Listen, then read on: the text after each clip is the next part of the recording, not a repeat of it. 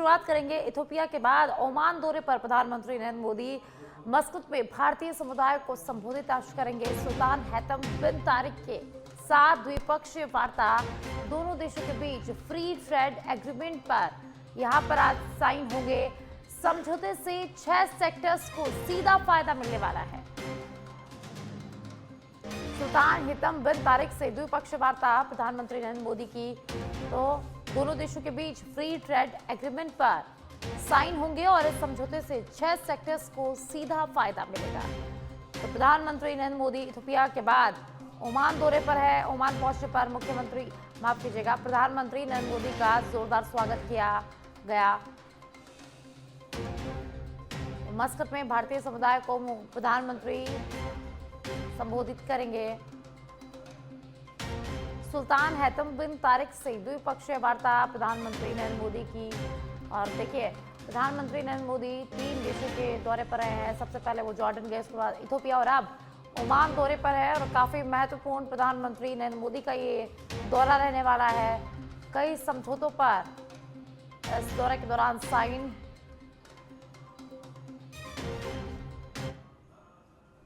मुख्यमंत्री भुजनलाल शर्मा का आज का प्रस्तावित कार्यक्रम दोपहर 1:35 से 1:55 तक सरस राजसखी राष्ट्रीय मेला 2025 का उद्घाटन करेंगे। जवाहर कला केंद्र जेएलएन मार्ग पर मेले का उद्घाटन होगा। उसके बाद दोपहर 2 बजे से शाम 4 बजे तक हरियालो राजस्थान पर्यावरण कॉन्क्लेव का आयोजन होगा। होटल मैरियट में हरियालो राजस्थान पर्यावरण कॉन्क्लेव का आयोजन होगा। मुख्यमंत्री भुजनलाल शर्मा यहाँ पहुंचेंगे और यहाँ शिरकत करेंगे। उसके बाद शाम को 4:30 बजे सीएमओ में ऊर्जा विभाग की समीक्षा बैठक होगी। तो मुख्यमंत्री भुजनलाल शर्मा का आज का प्रस्तावित कार्यक्रम हम आपको बता रहे हैं। मुख्यमंत्री भुजनलाल शर्मा दोपहर 1:35 से 1:55 तक सरस सखी राजसखी मेले का उद्घाटन करेंगे। जवाहर कला केंद्र जेएलएन मार्ग पर इस मेले का उद्घाटन होगा। दोपहर 2 से शाम 4 बजे तक हरियालो राजस्थान पर्यावरण कॉन्क्लेव का आयोजन होगा। होटल मैरियट में हरियालो राजस्थान पर्यावरण कॉन्क्लेव का आयोजन होगा, जहां मुख्यमंत्री भुजनलाल शर्मा शिरकत करेंगे। और ज्यादा जानकारी के लिए पॉलिटिकल एडिटर लाल सिंह फौजदार जुड़ चुके हैं। लाल सिंह, मुख्यमंत्री भुजनलाल शर्मा आज कई कार्यक्रमों में शिरकत करने वाले हैं। उनकी एक ऊर्जा विभाग की समीक्षा बैठक भी आज होने वाली है। क्या कुछ अधिक जानकारी है? देखिए साथी, आज मुख्यमंत्री भुजनलाल शर्मा सबसे पहले करीब 1:30 बजे पहुंचेंगे। सरस राजसखी राष्ट्रीय मेला का उद्घाटन करेंगे, जो कि जेएलएन मार्ग जवाहरलाल नेहरू जेएलएन मार्ग पर है। इसके बाद उनका कार्यक्रम रहेगा हरियालो राजस्थान पर्यावरण कॉन्क्लेव। ये होटल मैरियट में आयोजित किया जाएगा। यहाँ करीब मुख्यमंत्री भुजनलाल शर्मा 2 से 4 बजे यानी 2 घंटे करीब में रहेंगे, जिसमें उनका उद्बोधन भी रहेगा। और इसके साथ 4:30 बजे ऊर्जा विभाग की समीक्षा बैठक लेंगे। मुख्यमंत्री कार्यालय में ये समीक्षा बैठक होगी। ऊर्जा से जुड़े हुए तमाम विषयों पर चर्चा होगी। ऊर्जा के क्षेत्र में लगातार जिस तरह राजस्थान सिरमौर बन रहा है, उसको और कैसे आगे बढ़ाया जाए, खासकर सौर ऊर्जा को लेकर जिस तरह लगातार, चाहे वो राइजिंग राजस्थान हो, चाहे प्रवासी राजस्थानी सम्मेलन की बात हो, लगातार एमओयू हुए हैं। एक बार राजस्थान ऐसा लग रहा है कि पूरे देश में सिरमौर बनने की ओर तेजी से बढ़ रहा है। लिहाजा मुख्यमंत्री भुजनलाल शर्मा का जो फोकस रहा है लगातार बिजली पर, पानी पर, जो एक बेसिक जरूरत होती है आदमी की जरूरतों को पूरा करने के लिए, और राजस्थान की जो जरूरत थी, राजस्थान को आगे बढ़ाने से पहली जरूरत थी राजस्थान विकसित राज्य बने, उसके लिए जरूरत था कि बिजली में आत्मनिर्भर बने, पानी की जरूरत चाहे सिंचाई की हो चाहे पेयजल की हो पूरी हो। लिहाजा दोनों पर विशेष फोकस करके मुख्यमंत्री भुजनलाल शर्मा ने 2 सालों में काम किया। यही वजह है कि आज ऊर्जा विभाग की समीक्षा बैठक में तमाम कामों की समीक्षा होगी। कहीं कोई दिक्कत आ रही होगी तो उसे तुरंत दूर किया जाएगा। अधिकारियों को दिशा निर्देश दिए जाएंगे ताकि तेजी से ये काम आगे बढ़ सके। जी, बहुत बहुत शुक्रिया लाल सिंह इस तमाम जानकारी के लिए।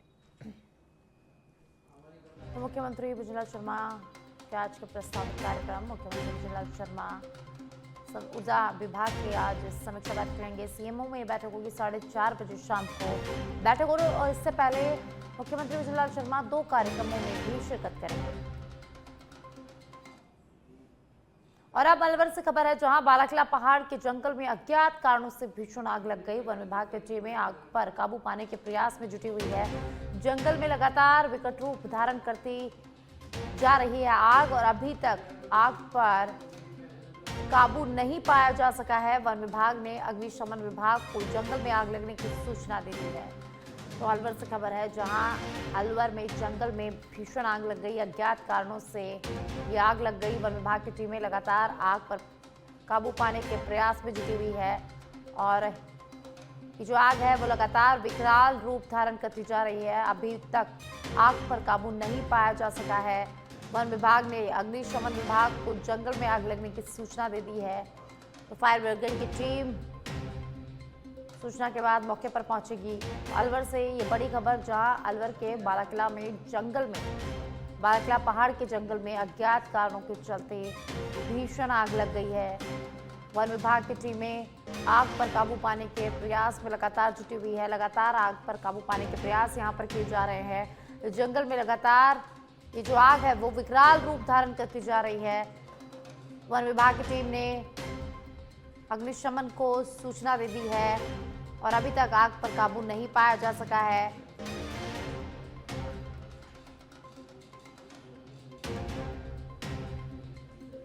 तो अलवर के बालाकिला पहाड़ में भीषण आग लग गई है।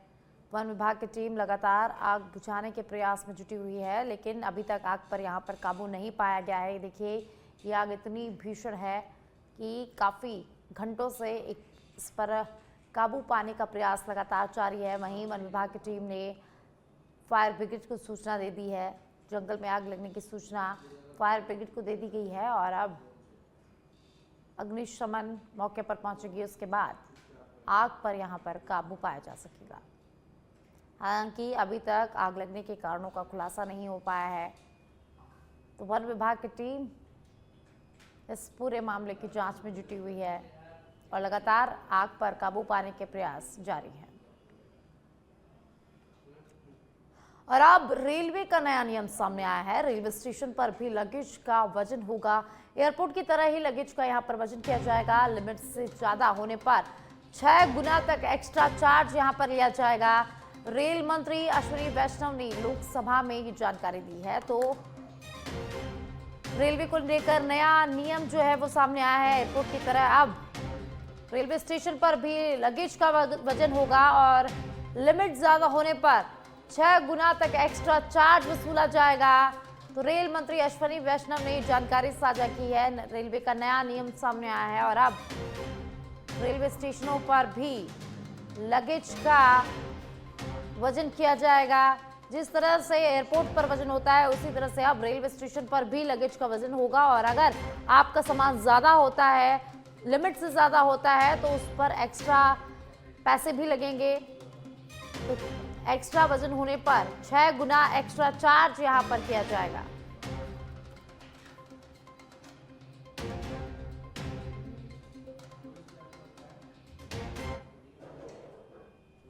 राजस्थान राज्य विधिक सेवा प्राधिकरण यानी कि RSLSA की त्वरित एवं समन्वित कार्रवाई देखने को मिली है। कार्रवाई में जयपुर में एक तथाकथित एनजीओ द्वारा अवैध रूप से बंधक बनाए गए 11 महिलाओं और 7 पुरुषों को सफलतापूर्वक रेस्क्यू किया गया है।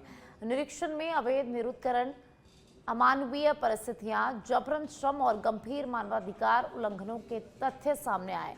प्रकरण की गंभीरता को देखते हुए RSLSA के कार्यकारी अध्यक्ष माननीय न्यायमूर्ति संजीव प्रकाश शर्मा के संज्ञान में मामला लाया गया, जिसके बाद सदस्य सचिव हरिओम अत्री के निर्देश पर विशेष निरीक्षण दल गठित कर पुलिस आयुक्त जयपुर के सहयोग से संयुक्त रेस्क्यू अभियान चलाया गया। निरीक्षण में संस्था के दस्तावेजों में गंभीर अनियमितताएं पाई गई और कुछ व्यक्तियों से संभावित अपहरण और मानसिक उपेक्षा के संकेत मिले।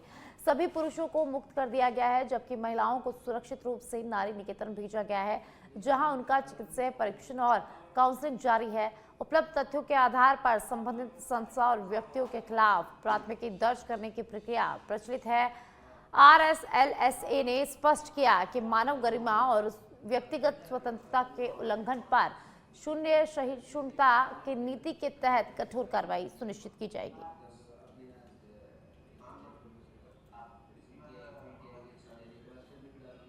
और अब अजमेर के किशनगढ़ से खबर है, जहां जूते चप्पलों के गोदाम में भीषण आग लग गई। करीब 5 घंटे की मशक्कत के बाद आग पर यहां पर काबू पा लिया गया है। दमकल की 6 से अधिक गाड़ियों ने और पानी के टैंकरों ने आग पर काबू पाया है। फायर इंचार्ज राम प्रसाद चौधरी और मदनगंज एसएचओ सुरेंद्र सिंह के नेतृत्व में रेस्क्यू ऑपरेशन चलाया गया है। अग्निकांड में लाखों रुपए के नुकसान की आशंका जताई जा रही है। दमकल विभाग और मदनगंज थाना पुलिस मामले की जांच में जुटी हुई है। आवासीय सिंधी कॉलोनी क्षेत्र की पूरी घटना है। तो किशनगढ़ से बड़ी खबर है, जहां जूते चप्पलों की फैक्ट्री में भीषण आग लग गई। 5 घंटे की कड़ी मशक्कत के बाद आग काबू पाया गया है। 6 दमकल की गाड़ियों और पानी के टैंकरों से कड़ी मशक्कत के बाद आग पर काबू पाया गया है।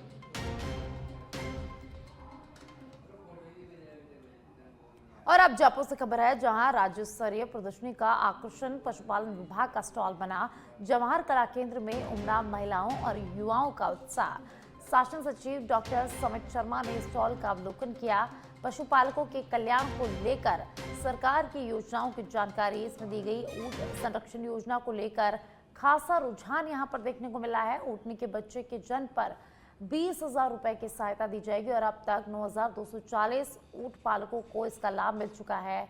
16.84 करोड़ रुपए की आर्थिक सहायता प्रदान की जाएगी। मुख्यमंत्री मंगला पशु बीमा योजना यहां आकर्षण का केंद्र बनी है। 6 लाख पशुपालकों के 11 लाख पशुओं का बीमा होगा। गोपाल क्रेडिट कार्ड योजना की भी यहाँ पर जानकारी दी जा रही। गोबर से बने उत्पाद और सजावटी वस्तुएं आकर्षण का केंद्र रही। मछलियों और सीप से बने मोतियों ने सबका ध्यान अपनी तरफ से यहाँ पर खींचा। फिल्म, मुद्रित सामग्री और कलाकृतियों से योजनाओं का प्रदर्शन हुआ। विकसित राजस्थान के लिए खुशहाल पशुपालक जरूरी है। तो जयपुर से खबर है, जहां राज्य स्तरीय प्रदर्शनी में पशुपालन विभाग का स्टॉल आकर्षण का केंद्र रहा। ऊंट संरक्षण व मंगला पशु बीमा योजना को लेकर खासी रुचि यहां पर देखने को मिली। विकसित राजस्थान के लिए खुशहाल पशुपालक जरूरी है, इसका संदेश यहां पर दिया गया है। तो पशुपालन विभाग का स्टॉल आकर्षण का केंद्र रहा। राज्य स्तरीय प्रदर्शनी में आकर्षण का केंद्र बना। जवाहर कला केंद्र में महिलाओं और युवाओं का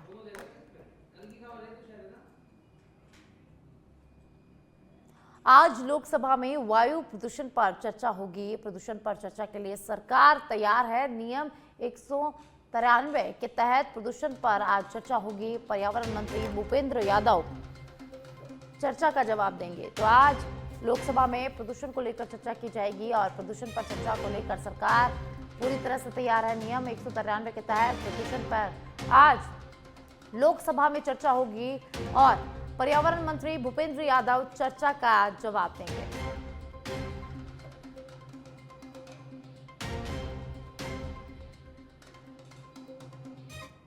जैसलमेर के भणियाना क्षेत्र के राजमथाई गांव में राज्य सरकार का कार्यकाल पूरा होने के उपलक्ष्य में निकाली गई विकास रथ यात्रा का भव्य स्वागत किया गया। सरपंच शायर कंवर आयदन सिंह राठौड़ के नेतृत्व में ग्रामीणों और जनप्रतिनिधियों ने विकास रथ का उत्साहपूर्वक अभिनंदन किया। इस दौरान आयदन सिंह राठौड़ ने भुजनलाल सरकार के कार्यकाल पूर्ण होने पर राज्य सरकार की प्रमुख उपलब्धियों और जन कल्याणकारी योजनाओं की जानकारी आमजन को विस्तार से दी। कार्यक्रम में सैकड़ों की संख्या में ग्रामीण और जनप्रतिनिधि उपस्थित रहे।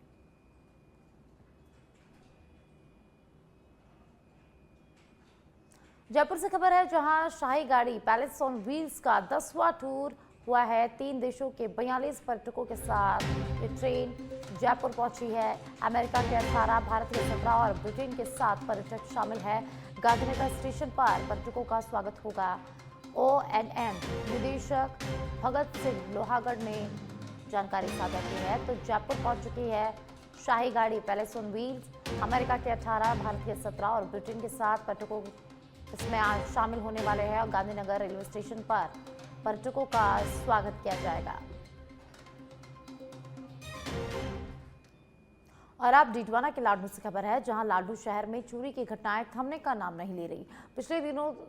पिछले 3 दिनों में दूसरी बड़ी चोरी की वारदात सामने आई है। बालाजी कॉलोनी के बाद रात में शहरियाबाद क्षेत्र के एक सूने मकान को चोरों ने निशाना बनाया।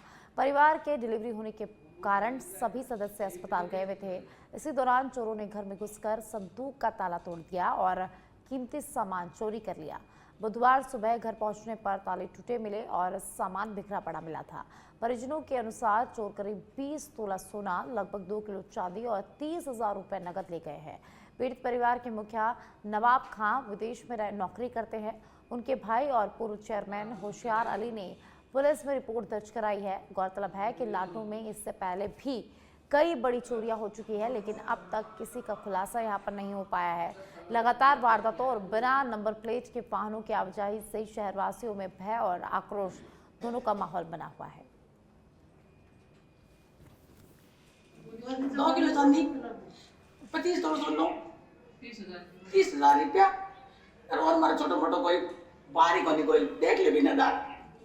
और अब सवाई माधोपुर के चौथ का बरवाड़ा से खबर है, जहां ट्रांसफार्मर चोरियों का सिलसिला थमने का नाम नहीं ले रहा है। ताजा मामला ग्राम पंचायत सरसौप के देवली गांव का है, जहां बुधवार रात अज्ञात चोरों ने गांव के बिजली सप्लाई बंद कर मुख्य सड़क पर मीन भगवान मंदिर के पास लगे 2 सिंगल फेज ट्रांसफार्मरों का कीमती सामान चोरी कर लिया। हैरानी की बात यह है कि यह इलाका पूरी रात वाहनों की आवाजाही वाला है। इसके बावजूद चोर बिना किसी डर के वारदात को अंजाम देकर फरार हो गए हैं। इससे 2 दिन पहले पास के एचर गांव में भी इसी तरह की चोरी हुई थी। लगातार हो रही घटनाओं से पुलिस गश्त और बिजली विभाग की सुरक्षा व्यवस्था पर सवाल खड़े हो गए हैं। लाखों रुपए के नुकसान के साथ गांव में बिजली पानी की समस्या गहरा गई है। वहीं आक्रोशित ग्रामीण जल्द कार्रवाई और स्थायी समाधान की यहां पर मांग कर रहे हैं।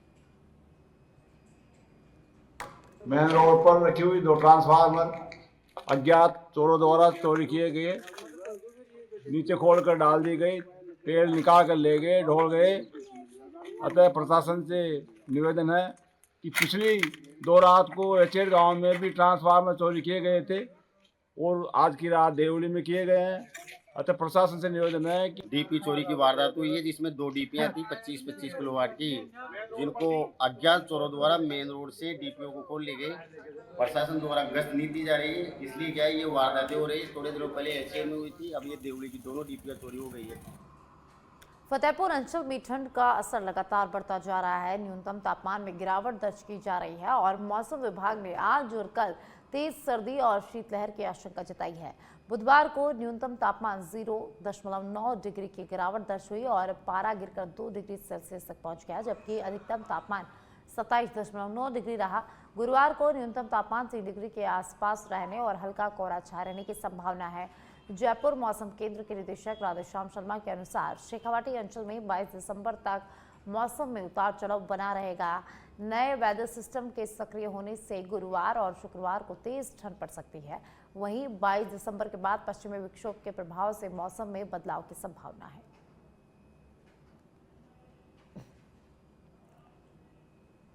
और अब डूंगरपुर से खबर है, जहां सिमलवाड़ा के धंबोला थाना क्षेत्र के पीठ गांव में 16 वर्षीय छात्रा आयुषी पाटीदार की युवक की प्रताड़ना से तंग आकर विषाक्त सेवन से मौत के बाद तनावपूर्ण स्थिति गांव में बनी हुई है।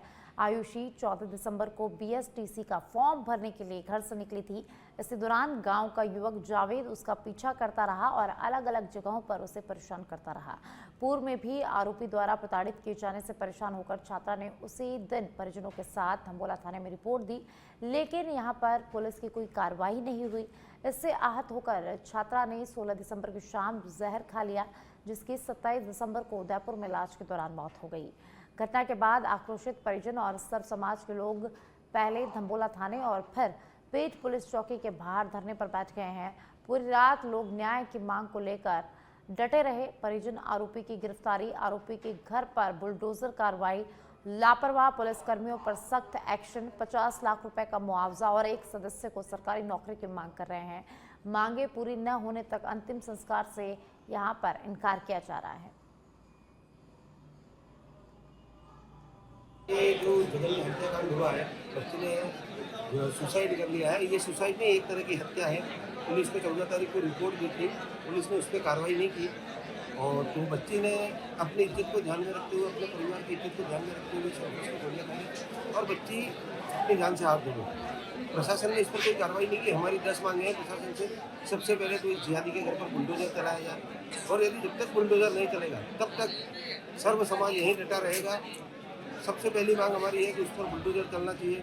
हम सर्व समाज और हिंदू समाज प्रशासन से मांग करते हैं कि बालिका के जो अपराधी है उसको सख्त से सख्त कार्रवाई की जाए और गरीब बालिका के साथ जो इतना बड़ा जो जिसको जीवन से हाथ धोना पड़ा है, ये हम सब के लिए शर्मसार करने वाली घटना है।